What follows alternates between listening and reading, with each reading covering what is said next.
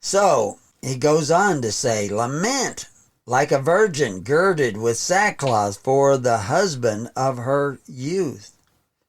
That's when we were great. What made America great? Was it the Constitution? No. It was the fact that we took care of one another through charity. There was no social welfare from the government. There was social welfare from church. Church don't do that now. They say if you need something, go to government.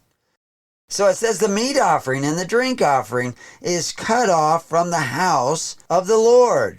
The house of the Lord isn't a stone temple. It's the gathering of those children of light who are doing the will of the Father.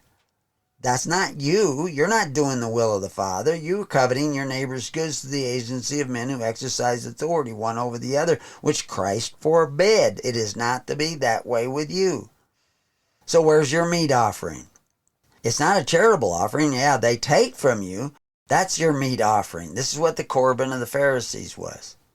So, if we go down and look at the Hebrew words for the meat offering, it's offering, present, gift, oblation, sacrifice. It's also tribute. When you're giving at the altars of God, which were living altars always from the beginning, not stone altars, but men who come together, a gathering of stones is a gathering of men, a gathering of friends who are men. And they're friends because they don't force your contributions. They receive your contributions, which are free will offerings in the Old Testament and charity in the New Testament.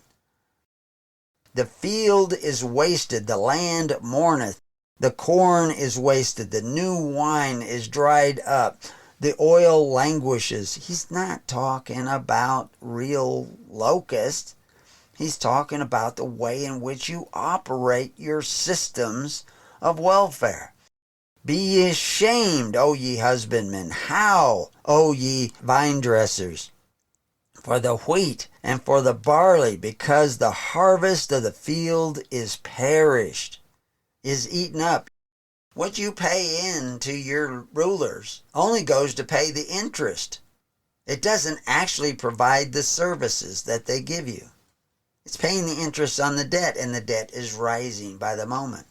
The vine is dried up, and the fig tree languishes, the pomegranate tree, the palm tree, and the apple tree, even all the trees of the field are withered, because joy is withered away from the sons of men.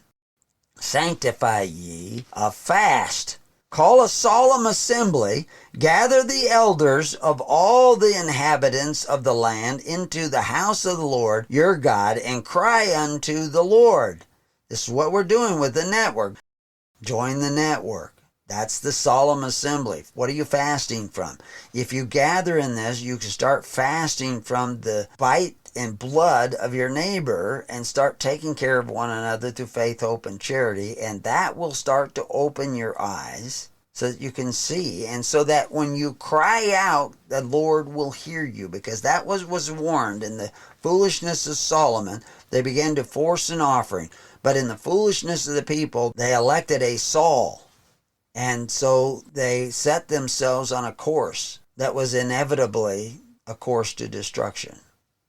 And it says, alas, for the day of the Lord is at hand, and as a destruction from the Almighty shall it come. Because it's built into the law. Is not the meat cut off before your eyes? Yea, joy and gladness from the house of the Lord. Why so many suicides? No joy. Cut off. Cut off from our eyes. We are not allowed to even look upon each other's face, because you're cut off.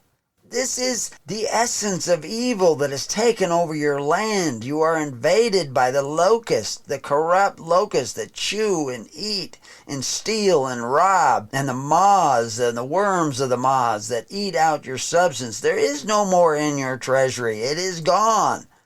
You will have nothing but debt. The seed is rotten under their clods, and the garners are laid desolate, and the barns are broken down, and the corn is withered. How do the beasts groan, and the herds of cattle are perplexed, because they have no pasture. Yes, the flocks of the sheep are made desolate. This has already happened.